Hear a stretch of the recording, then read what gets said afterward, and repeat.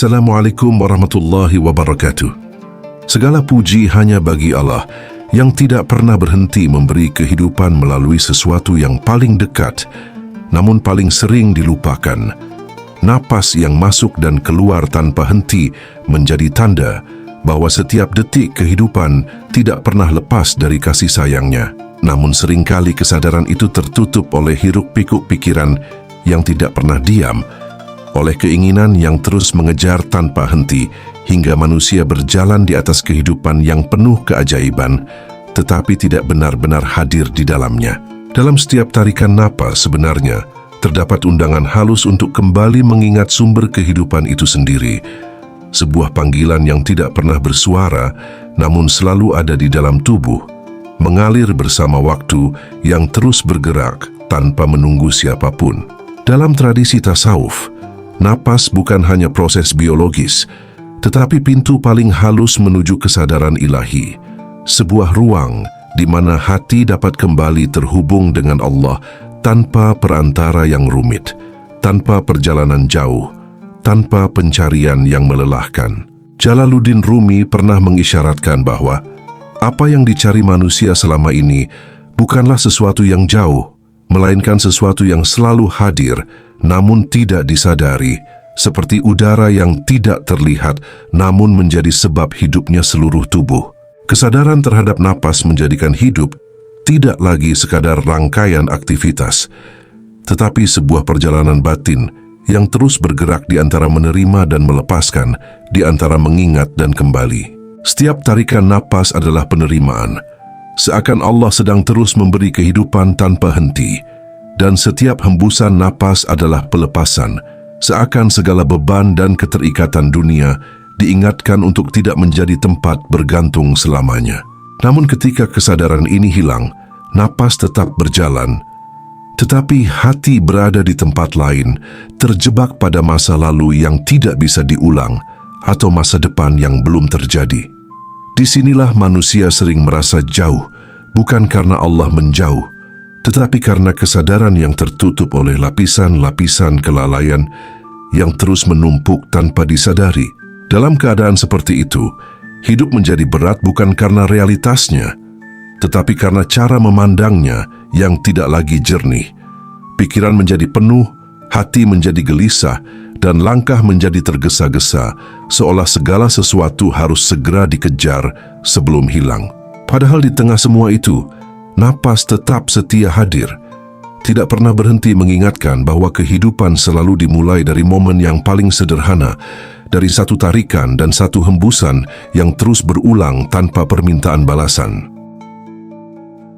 Ketika kesadaran mulai kembali kepada napas, ada sesuatu yang perlahan berubah di dalam diri, bukan perubahan yang terlihat cepat di luar, tetapi perubahan halus di dalam ruang batin yang membuat segala sesuatu terasa lebih jelas dan lebih ringan. Dalam tasawuf, keadaan ini bukan sekadar latihan, tetapi perjalanan pulang yang tidak membutuhkan langkah jauh, karena yang dibutuhkan hanyalah kesediaan untuk hadir sepenuhnya dalam apa yang sudah selalu terjadi. Dan dari kesadaran yang sederhana ini, perlahan terbuka pemahaman bahwa hidup tidak pernah lepas dari aliran kasih sayang Allah yang terus bekerja, bahkan ketika tidak disadari. Dan dari sanalah perjalanan memahami makna napas sebagai zikir yang paling dekat dengan kehidupan itu sendiri mulai benar-benar terasa. Dalam tradisi tasawuf, zikir nafas tidak dipahami sebagai sesuatu yang sekadar dilakukan oleh tubuh, tetapi sebagai keadaan kesadaran yang menyatu dengan setiap detik kehidupan yang sedang berlangsung, di mana setiap tarikan dan hembusan napas menjadi ruang kecil untuk mengingat Allah tanpa perlu dipisahkan dari aktivitas apapun yang sedang dijalani. Tidak ada momen khusus yang harus diciptakan, karena seluruh waktu itu sendiri menjadi tempat zikir yang hidup dan terus berjalan. Zikir nafas pada hakikatnya adalah kesadaran bahwa kehidupan tidak pernah benar-benar terputus dari sumbernya, sehingga setiap napas menjadi pengingat halus bahwa keberadaan ini sedang terus diberi tanpa henti, bukan sesuatu yang berdiri sendiri, tetapi selalu berada dalam limpahan kehendak Allah yang menghidupkan. Dalam bahasa para sufi, keadaan ini dikenal dengan istilah hushdardam, sebuah ungkapan yang merujuk pada kesadaran yang hadir dalam setiap hembusan napas, di mana hati tidak dibiarkan pergi terlalu jauh dari kehadiran ilahi meskipun tubuh sedang bergerak di tengah dunia yang penuh kesibukan. Hushdardam bukan berarti mengontrol napas secara kaku, tetapi menjaga kesadaran agar tidak sepenuhnya tenggelam dalam kelalaian, seolah setiap napas menjadi isyarat lembut untuk kembali, meskipun hanya sejenak, kepada pusat kesadaran yang lebih dalam. Yang paling penting untuk dipahami, zikir nafas bukan sekadar teknik pernapasan yang bisa dipelajari seperti keterampilan biasa, bukan pula latihan yang hanya dilakukan pada waktu tertentu lalu ditinggalkan setelahnya, tetapi sebuah keadaan hati yang perlahan dibiasakan hingga menjadi cara hidup, di mana kesadaran kepada Allah tidak lagi terasa sebagai sesuatu yang terpisah dari kehidupan sehari-hari. Dalam keadaan ini, tidak ada jarak antara ibadah dan kehidupan, karena seluruh kehidupan itu sendiri menjadi bagian dari ingatan yang terus hidup, dan dari sanalah perlahan hati mulai terbiasa untuk tetap hadir meskipun dunia terus bergerak tanpa henti. Dalam pandangan para sufi, terutama dalam jejak pemikiran Jalaluddin Rumi, kehidupan tidak pernah berdiri sebagai sesuatu yang dimiliki secara penuh oleh manusia, melainkan sebagai aliran yang terus mengalir tanpa henti dari sumber yang tidak pernah kering, seperti napas yang datang dan pergi tanpa pernah meminta izin, namun selalu hadir sebagai tanda bahwa kehidupan sedang terus diberikan setiap saat.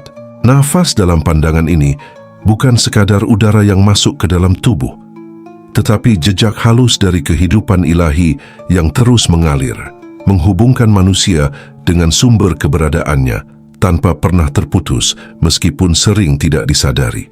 Hidup dalam perspektif ini bukan sesuatu yang digenggam, tetapi sesuatu yang dipinjamkan setiap detik, seakan setiap momen adalah kesempatan yang terus diperbarui oleh kehendak Allah, tanpa ada satu detik pun yang benar-benar berdiri sendiri. Tidak ada kepastian bahwa napas berikutnya akan sama dengan napas sebelumnya, sehingga setiap tarikan napas membawa makna yang sama dalamnya dengan sebuah pemberian yang terus-menerus diperbaharui. Namun kesadaran manusia seringkali tertutup oleh rutinitas yang membuat hal ini terasa biasa.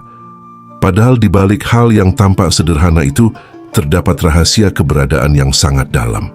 Rumi sering mengisyaratkan bahwa pencarian manusia terhadap Tuhan justru sering menjauhkan manusia dari apa yang sebenarnya selalu dekat, karena dalam kegelisahan pencarian itu, perhatian sering diarahkan ke tempat yang jauh, pada gambaran yang besar dan sulit dijangkau. Sementara kehadiran Allah justru selalu ada dalam hal yang paling sederhana, dalam napas yang tidak pernah berhenti, dalam detik yang tidak pernah menunggu, dalam kehidupan yang sedang terjadi sekarang juga. Kesadaran menjadi lebih penting daripada jarak, karena jarak bukanlah penghalang sejati, melainkan kelalaian yang membuat hati tidak menyadari bahwa yang dicari sebenarnya sudah selalu hadir sejak awal, hanya saja tidak benar-benar dilihat dengan kesadaran yang penuh. Dalam perjalanan tasawuf, zikir nafas memiliki fungsi yang sangat halus, namun mendalam, bukan sebagai ritual yang tampak dari luar, tetapi sebagai proses membersihkan ruang batin yang sering kali tertutup oleh debu kelalaian, atau yang dalam istilah para sufi disebut ghaflah, keadaan di mana hati tetap hidup tetapi tidak benar-benar menyadari apa yang sedang terjadi di dalam dirinya sendiri. Ketika kesadaran terhadap napas mulai dilatih, perlahan ada proses penjernihan yang terjadi di dalam batin, seolah lapisan-lapisan yang menutupi kejernihan hati mulai terangkat sedikit demi sedikit, bukan dengan paksaan, tetapi dengan kehadiran yang terus dijaga dalam setiap momen yang sederhana. Dari penjernihan itu, lahirlah keadaan yang dalam tasawuf disebut hudur, yaitu hadirnya kesadaran penuh di dalam diri, di mana hati tidak lagi terseret sepenuhnya oleh masa lalu yang sudah selesai atau masa depan yang belum terjadi, tetapi berada dalam titik kehidupan yang sedang berlangsung saat ini.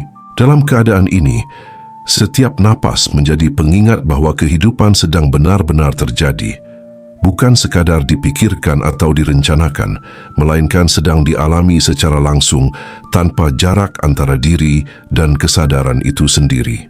Seiring dengan meningkatnya kesadaran ini, zikir nafas juga memiliki dampak yang halus terhadap stabilitas emosi dan pikiran, bukan karena ia menghilangkan masalah, tetapi karena ia mengubah cara hati merespons terhadap masalah itu sendiri.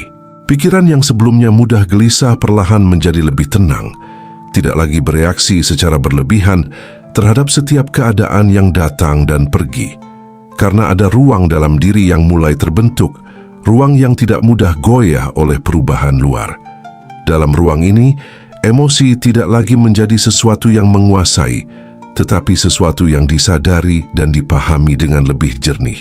Dari semua itu, lahirlah kondisi di mana hati menjadi lebih hadir dalam kehidupan sehari-hari, tidak lagi sekadar menjalani rutinitas secara otomatis, tetapi benar-benar merasakan setiap momen sebagai bagian dari perjalanan yang sedang berlangsung. Kehadiran ini membuat hidup tidak lagi terasa terpecah, karena antara ibadah, aktivitas, dan kehidupan biasa tidak lagi dipisahkan secara kaku, melainkan mengalir dalam satu kesadaran yang sama, yaitu kesadaran untuk tetap terhubung dengan Allah dalam setiap keadaan yang sedang dijalani. Dalam pemahaman tasawuf, rezeki tidak pernah dipandang semata sebagai angka yang datang dan pergi, atau sekadar hasil dari usaha yang terlihat di permukaan, melainkan sebagai bagian dari keteraturan hidup yang sangat dalam, yang bergerak seiring dengan keadaan batin seseorang. Ketika hati berada dalam keadaan lalai dan penuh kegelisahan, pandangan menjadi sempit, langkah menjadi terburu-buru, dan keputusan sering lahir dari dorongan ketakutan, bukan dari kejernihan. Dalam keadaan seperti ini, rezeki bukan tidak ada, tetapi sering tidak terlihat dengan jelas, karena kesadaran yang tidak berada pada tempatnya. Zikir nafas dalam hal ini bekerja secara halus pada lapisan batin, bukan dengan mengubah dunia luar secara langsung, tetapi dengan mengubah cara seseorang berada di dalam dunia itu sendiri. Ketika kesadaran terhadap napas mulai stabil, ketenangan batin perlahan terbentuk, dan dari ketenangan itu muncul kejernihan dalam melihat keadaan hidup. Pikiran tidak lagi dipenuhi oleh tekanan yang berlebihan, sehingga keputusan yang diambil menjadi lebih terarah dan tidak didorong oleh kepanikan. Dalam banyak keadaan hidup, bukan kurangnya peluang yang menjadi masalah, tetapi keadaan batin yang tidak mampu mengenali peluang itu ketika ia datang. Dalam ketenangan yang lahir dari zikir nafas, seseorang tidak lagi mudah terseret oleh rasa takut, kehilangan, atau rasa kurang, karena hati mulai terbiasa berada dalam keadaan cukup, bukan dalam keadaan mengejar tanpa henti. Dari sini muncul rasa qanaah yang tidak berarti berhenti berusaha, tetapi berarti tidak lagi diperbudak oleh rasa tidak pernah cukup. Dalam keadaan seperti ini, usaha tetap berjalan, bahkan sering menjadi lebih teratur dan konsisten, tetapi tidak lagi disertai kegelisahan yang menguras tenaga batin. Hubungan dengan rezeki duniawi menjadi lebih jelas ketika dilihat bahwa banyak kesempitan dalam hidup bukan berasal dari kurangnya jalan, tetapi dari ketidaksiapan batin untuk menerima dan mengelola apa yang sebenarnya sudah ada di sekitar. Ketika hati tenang, seseorang lebih mampu melihat dengan jernih, lebih mampu membaca keadaan, dan lebih mampu mengambil langkah yang tepat pada waktu yang tepat. Rezeki dalam bentuk apapun, baik berupa kesempatan, hubungan, maupun kelapangan hidup, seringkali tidak berubah pada hakikatnya. Yang berubah adalah kemampuan batin untuk menyadari dan menjangkaunya dengan kesadaran yang lebih hidup. Pada pemahaman yang lebih dalam dari perjalanan kesadaran ini, mulai terlihat bahwa rezeki tidak pernah sesederhana konsep tentang mencari dan mendapatkan. Karena dalam banyak keadaan, manusia telah mencari dengan sangat keras, namun tetap merasa sempit, sementara ada yang terlihat tidak terlalu mengejar, namun hidupnya terasa lebih lapang. Di sini mulai terbuka pemahaman bahwa rezeki bukan hanya soal gerak keluar untuk mengejar sesuatu, tetapi juga soal kesiapan di dalam diri untuk menerima apa yang sebenarnya sudah disiapkan oleh Allah. Dalam sudut pandang tasawuf, yang sering menjadi penghalang bukanlah dunia yang tertutup, tetapi keadaan batin yang tidak siap untuk melihat dan menerima.